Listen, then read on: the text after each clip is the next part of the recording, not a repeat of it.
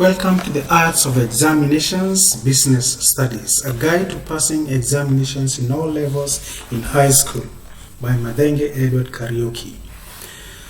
Terminologies used. 1. Plot. This is a graphic representation such as a chart, line graph, bar graph, scatter graph, pie chart. Question number 1. Plot a demand curve from the following data. So we have the price of cabbages in shillings and quantity demanded in numbers. At 10 shillings per cabbage, we have 200 cabbages demanded or sold. At 20 shillings per cabbage, we have 150 cabbages sold. At 30 shillings, we have 100 cabbages sold, and at 40 shillings, we have 50 cabbages sold. So the graph looks like this. We have the title, we have the axis labeled price, quantity demanded, number of cabbages, and then we have various prices at various quantities. So at price 40, we have 50 cabbages demanded or sold, and at price 2, which is 10 shillings, we have 200 cabbages sold. So the graph shifts up and down. This is the curve. So P1 Q1 denotes high price, low demand, and P2 Q2 demands low price and high demand. Question number 2. Plot a graph from the following data and explain its implications to country X. The year 2015, population size 5 million, 2016 6 million, 2017 8 million, 2018 10 million, 2019 12 million persons in that country. So the population size is increasing. We have the graph here, title, population increase in country X, and then we have the axis, Y and X axis. X for the years and Y for population size. And these are the points. 6 million 2016, 5 million 2015, 8 million 2017, 10 million 2018, and 12 million 2019. So this is a population that is increasing year after year. So what are the implications of that population increase in country X? There will be wider market for goods and services due to high population. There will be guarantee for continuous supply of labor. There will be source of cheap labor due to inexperience by the youth. There will be flexibility and adaptability to technological changes by the youth. There will be faster growth of some sectors like music, fashion, and fast food industries that have high demand from the youth. There will be less government spending on pension and social services, and there will be assured continuity of the race. Terminology number 2, prefer. This is differentiating by giving advantages or benefits of one item against the others. It requires to make a choice among competing or best alternatives in regard to or in relation to circumstances at hand. It is to like a thing or a person better than another or others, and tend to choose. Question number 1. Explain 5 reasons why a person or a businessman would prefer to open current account as opposed to a fixed deposit account. 1 can deposit money anytime in a current account, unlike in a fixed deposit account. 2, one can withdraw money anytime, unlike from a term deposit account. 3, 1 is given the opportunity and privilege to use checks or checkbooks unlike in a fixed deposit account. 4, 1 has an opportunity to obtain monthly statement from the bank unlike if you are operating a fixed deposit account. 5, 1 can obtain a bank overdraft from a current account unlike from operating a fixed deposit account.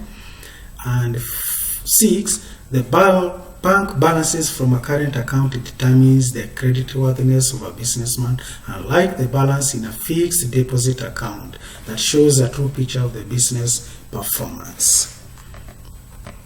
Question number 2. Outline 4 demands that would make a country to prefer to withdraw a trade agreement between her and the other or another country. 1. Demand to lower a country's taxes from foreign industries or businessmen. 2. Demand to allow foreign industries to hire non-core or technical labor from their country in disregard of the host country's labor. 3. Demand to repatriate all profits or large portion of profits to foreign country in disregard to best practices in that country. 4. Demand to get facilities, land or raw materials at lower than market price. And 5. Demand to get licenses at lower than government's prescribed prices or procedures, among other points. Terminology number 3, accrue. This is a benefit received or obtained over time due to an action or association or circumstance. Question number 1. Highlight 5 benefits a sole proprietorship would or will accrue while converting into a partnership kind of business. 1. The business will get more sources of capital. 2. The partnership will guarantee the owner's limited liabilities. 3. The partners will have an advantage of sharing losses.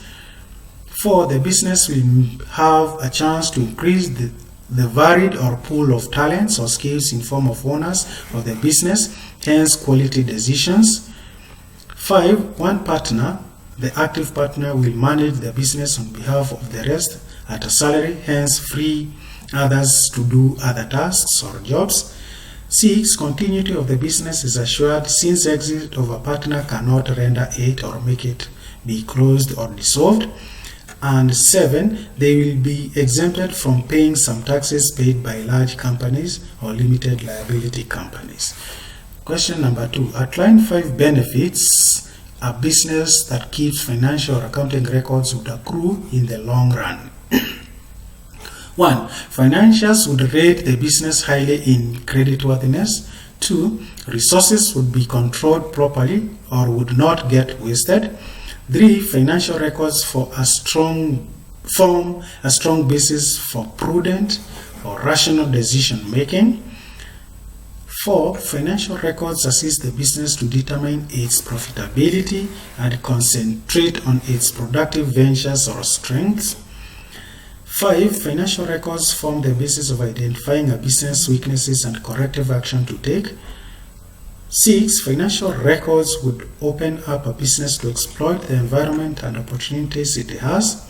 7. Financial records guide proper planning or budgeting. And 8. Financial records gauge or show a business potential. Terminology number 4. Procedures, steps or phases.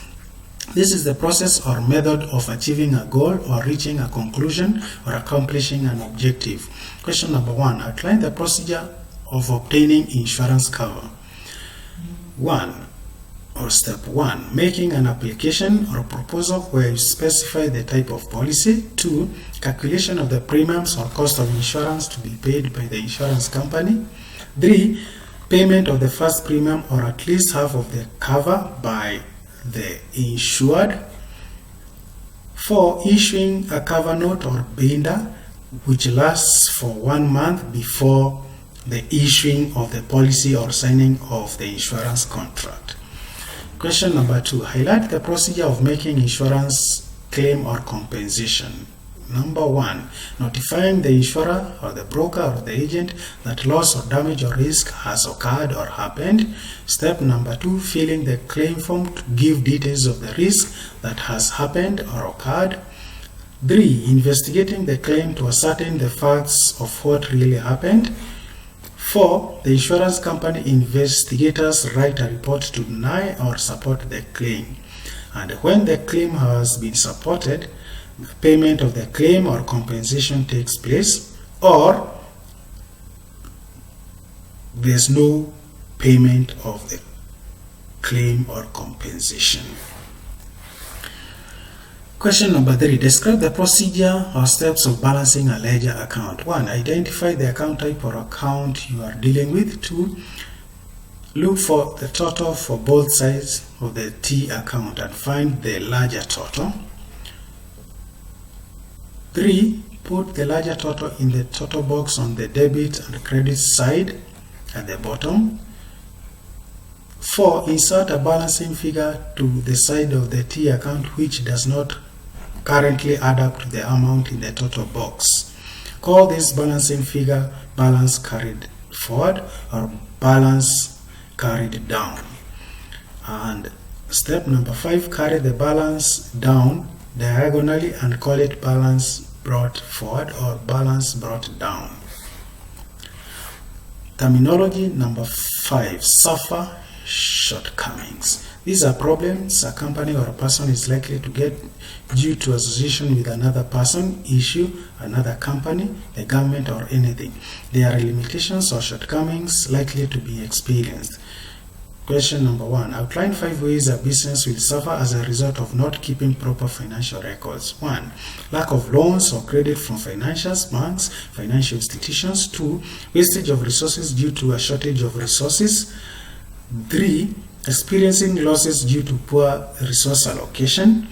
4. Closure, dissolution for lack of direction. 5. Penalties, fines by the government due to tax non-compliance. 6. Slow growth due to lack of proper direction that is informed by financial records. And 7. Inefficiency in production or inefficiency to serve customers.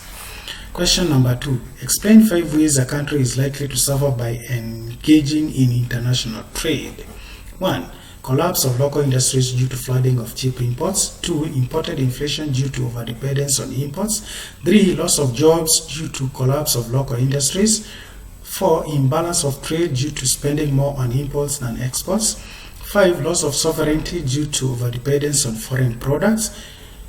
6. Infiltration of harmful products that pose a health risk or hazard. 7. Misallocation of government resources, hence perpetuating poverty in a country.